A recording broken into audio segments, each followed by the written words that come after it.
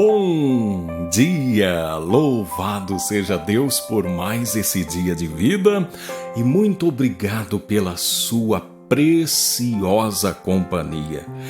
E falando na sua companhia, eu quero fazer um pedido a você agora. Se você precisa de uma oração, se você tem se sentido uma pessoa só, diante de uma luta, diante de uma batalha, se você está enfrentando alguma situação na sua vida onde você quer ter a ajuda de alguém, ninguém melhor do que o Espírito Santo para te ajudar. É Ele o nosso companheiro e ajudador. E eu quero fazer uma oração por você agora. Então, o pedido que eu te faço é simples. Pare o vídeo e escreva o seu nome. É a forma de você oferecer a Deus a legalidade necessária para Ele interagir com você, para Ele intervir na sua vida de forma poderosa e assegurar a vitória, a conquista. Então, por favor, pare o vídeo e escreva o seu nome aqui, porque eu já quero orar antes de nós lermos a palavra, para que quando a palavra for lida, você já consiga compreendê-la, você consiga recebê-la. E essa palavra vai ser uma bênção, uma preciosidade para você. Vamos lá? Quero orar por você agora. Querido Deus, Pai maravilhoso, santo e poderoso, eu coloco diante de Ti agora a vida de todas essas pessoas que estão com seus nomes anotados aqui nos comentários. São pessoas que precisam muito mesmo de uma ajuda, de alguém que possa ampará-las, de alguém que possa oferecer segurança e proteção, de alguém que traga direção, força, ânimo, disposição. Eu sei que só o Teu Espírito Santo é poderoso para fazer isso em nós. Eu sei que só o Teu Espírito Santo é que pode nos assistir diante dessas lutas. Só Ele pode nos ajudar a enfrentar os desafios desse dia. É por isso que eu peço, querido e amado Espírito Santo, olha para cada um desses nomes que foram anotados aqui e venha em socorro de cada um de nós. Nós declaramos que somos necessitados da Tua ajuda. Somos carentes da Tua ajuda. Precisamos, reconhecemos que se não for a Tua ajuda, nós não conseguimos sozinhos. Por isso, Espírito Santo, ajuda-nos nas lutas, nas batalhas, nos desafios que nós temos. Muitos precisam de fé, de esperança, de força para continuar firmes nos caminhos do Senhor. Há pessoas que estão lutando com seus parentes, pessoas queridas que às vezes estão possuídas por espíritos malignos e estão se enveredando para um caminho de destruição, de vício, de perturbação. E nós queremos a Tua ajuda nessa batalha, querido Espírito Santo. Ajude-nos a vencer. Nós queremos a nossa família no altar do Senhor. Nós queremos a nossa casa como um lugar de paz, de refrigério, de aconchego. Nós queremos prosperar nessa vida e ter conforto, ter alegria, poder oferecer o melhor para os nossos queridos. Querido e amado Espírito Santo, nós recorremos a Ti confiando que o Senhor ouve e atende a nossa oração. Por isso, nesse momento nós já Te agradecemos. E eu peço de forma especial, Espírito Santo, abre a mente e o entendimento de todos nós, para que quando lermos a Tua palavra, possamos compreender qual é a mensagem poderosa que o Senhor tem para nós. Que seja assim, em nome de Jesus Cristo. Amém. Louvado seja Deus. Eu trago uma mensagem do céu para você agora E eu quero pedir para você aproveitar e já apertar no gostei aí.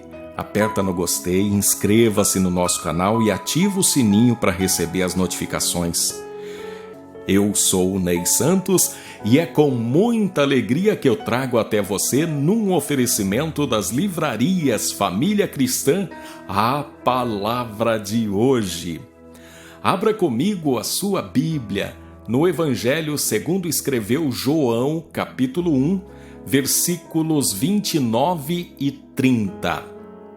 João, capítulo 1, versos 29 e 30, está escrito assim: No dia seguinte, viu João a Jesus, que vinha para ele, e disse: Eis o Cordeiro de Deus que tira o pecado do mundo.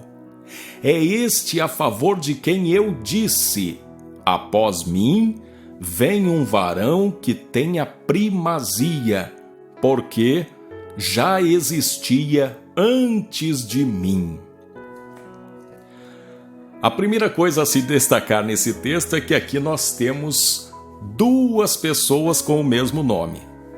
Não é a mesma pessoa, tá bom? João, o Batista, é aquele que veio antes de Jesus, aquele que estremeceu no ventre de Isabel quando Maria foi visitar a sua parente Isabel. João foi cheio do Espírito Santo já no ventre de sua mãe. João tinha uma importante missão dada por Deus: proclamar a vinda do Messias, preparar o caminho para que o Messias viesse. O caminho nada mais é que o coração da humanidade, né? Endireitar as veredas, preparar o caminho, é uma simbologia para dizer que ele estaria preparando o coração das pessoas para receber Jesus. Segundo a história, nós observamos que João era um pouco mais velho que Jesus, cerca de uns 6 meses mais ou menos. E então João já estava começando a falar de Jesus, né? Sabendo que o seu ministério estava chegando ao fim, que a sua missão já estava chegando ao fim, porque a missão dele era justamente preparar o caminho para Jesus. E tão logo chegou Jesus, ele estava cumprindo a sua missão. Então, João Batista é esse de quem fala a palavra. João, o evangelista, é quem escreveu, é o que foi discípulo de Jesus e também o mesmo que recebeu a revelação para escrever a carta de Apocalipse, né? Bom, o que é que eu aprendo aqui nesse texto? Pelo menos 4 coisas importantíssimas que podem me ajudar e podem abençoar a minha vida. João vai fazer 3 declarações acerca de Jesus, mas antes de falar dessas 3 declarações, eu preciso destacar algo que nós precisamos aprender com João Batista. João Batista nos mostra que ele foi alguém com capacidade para identificar a sua missão, colocar-se em seu lugar e cumpri-la cabalmente. João reconheceu quem ele era, reconheceu quem era Jesus, colocou-se no seu lugar e deu primazia a Jesus. Inclusive indicou os seus discípulos para que estes seguissem a Jesus. E isso é algo muito importante. É algo que fez com que João alcançasse um alto elogio da boca de Jesus, que disse que dos nascidos de mulher não há outro maior do que ele, João, um grande profeta. E João cumpriu a sua missão, cumpriu a missão que ele recebeu de Deus. E no cumprimento dessa missão, quando ele viu Jesus, ele fez 3 declarações acerca de Jesus. A primeira declaração a respeito de Jesus é: Eis o Cordeiro de Deus. O que isso significa? Significa que Jesus seria aquele que de forma definitiva iria produzir um concerto entre o homem e Deus. Porque ao longo da história, desde o momento em que o homem caiu com o seu pecado no Éden, quando Adão desobedeceu a Deus e pecou, tomando do fruto da árvore do conhecimento do bem e do mal, a partir daquele dia começou um derramamento de sangue para o encobrimento do pecado. Note que eles estavam nus e não se envergonhavam, Adão e Eva. Todavia, com a chegada do pecado, a sua visão, a forma como eles se viam, tornou-se corrompida e veio sobre eles a vergonha. Por isso Deus, para fazer roupas para eles que haviam pego de improviso algumas folhas de árvores, para que Deus fizesse roupas para cobri-los, um animal precisou ser morto. Foi o primeiro animal a derramar sangue para o encobrimento do pecado. E ao longo da história, todo ano, uma vez por ano, o sumo sacerdote comparecia diante do altar do Santo dos Santos para oferecer um animal em sacrifício pelo pecado da humanidade. Só que a humanidade, ela não tomou jeito. Aquilo que era para trazer tristeza e arrependimento ao coração do homem se tornou apenas mais um ritual que era cumprido mecanicamente. E então era necessário que um ritual sagrado e definitivo pudesse ser feito para que então o homem pudesse ter o seu pecado perdoado. Qual seria o ritual? Que não mais viesse um cordeiro, um animal comum para derramar o seu sangue. Mas era necessário que alguém que se fizesse homem, experimentasse a vida humana, pudesse viver sem pecado, em completa obediência, e então se oferecer em sacrifício. Foi o que aconteceu quando Jesus veio ao mundo. Foi concebido, nasceu sem pecado, viveu sem pecado e foi para a cruz para pagar pelo nosso pecado. Ele se tornou o cordeiro, o animal que antes era colocado sobre o altar era apenas uma simbologia, era sombra daquilo que um dia aconteceria. Alguém se ofereceria como cordeiro de Deus para tirar o pecado do mundo. Foi isso que Jesus fez. A segunda declaração de João, quando ele diz o Cordeiro de Deus, ele diz assim: o Cordeiro de Deus que tira o pecado do mundo. Note que ele não fala pecados, porque há uma diferença entre pecado e pecados. Pecado é uma condição humana de rebelião contra Deus. Era o estado em que nós estávamos, rebelados contra Deus, apartados de Deus, separados de Deus, estávamos em pecado. Essa era uma condição. Então, foi para tirar o pecado, a condição de pecado, que Cristo morreu na cruz. Todavia, mesmo Cristo tendo morrido na cruz, nós, nos dias de hoje, ainda cometemos pecados, que são atos, gestos, que ainda transparecem aquela antiga rebelião. Mas os pecados que são cometidos agora já foram pagos, junto com o pecado de toda a humanidade, de todo o mundo. E a terceira declaração que João diz é que este já existia antes de mim, ou seja, Jesus veio muito antes de João, e João entendeu que Jesus, o Messias, não era meramente um homem que estava passando por ele ali, mas era o Deus encarnado, o Deus que estava na criação do mundo, na formação da terra. E esse Jesus, esse Deus, ele tem o mais absoluto controle de tudo. Ele jamais perdeu o controle. Ele tem o controle da minha e da tua vida. E com isso hoje nós aprendemos algo importante para que a nossa vida seja melhor. Primeiro, com João nós precisamos aprender a conhecer e ocupar o nosso lugar na história. Isso torna a nossa vida mais leve. João fez aquilo para o qual ele foi chamado a fazer e fez com excelência. Eu e você precisamos fazer isso, porque muitas vezes nós vivemos a vida dos outros e não vivemos a nossa. Nós queremos ser quem Deus nunca nos chamou para ser. Viver a nossa própria vida, viver aquilo para o qual temos capacidade, talento e habilidade torna a vida melhor e mais leve. A segunda coisa é entender que o meu maior problema não é os pecadinhos que às vezes cometo, mas é o estado de rebelião contra Deus daquele que ainda não recebeu Jesus Cristo como Senhor e Salvador. Aquele que ainda não recebeu Jesus está num estado de pecado e precisa recebê-lo. Se você é alguém que está assim, faça isso hoje.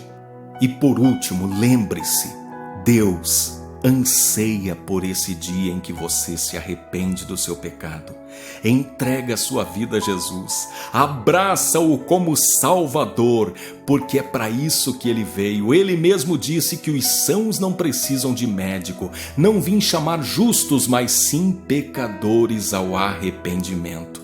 E se você reconhece isso e quer ter uma vida melhor e abundante, eu quero orar com você.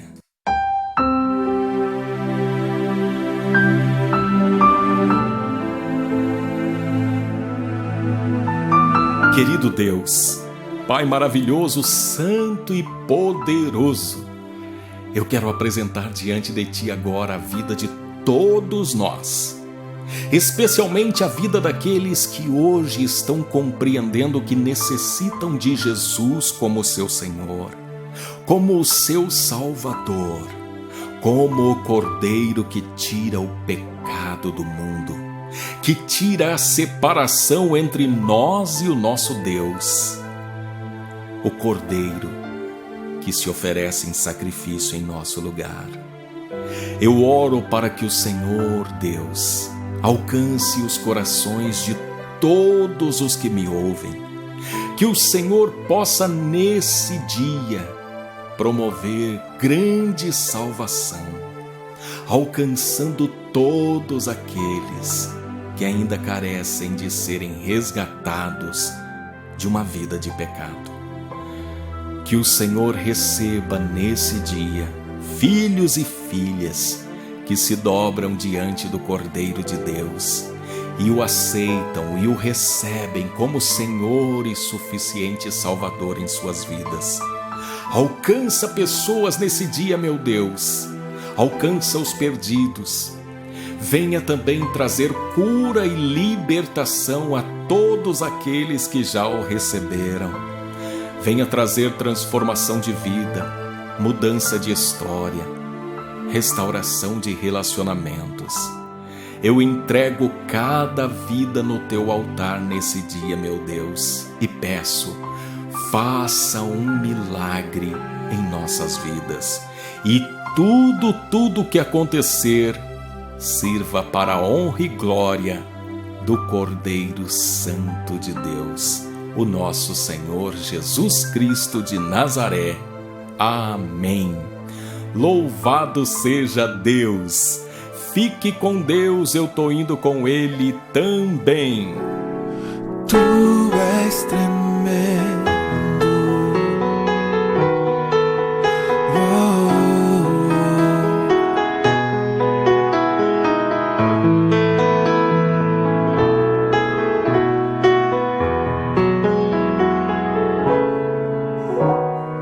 Tudo que existe e acontece, tu sabes muito bem. Tu és tremendo.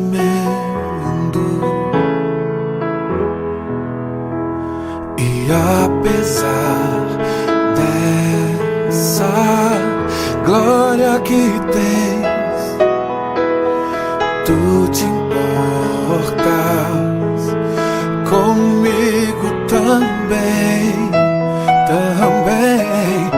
E esse amor tão grande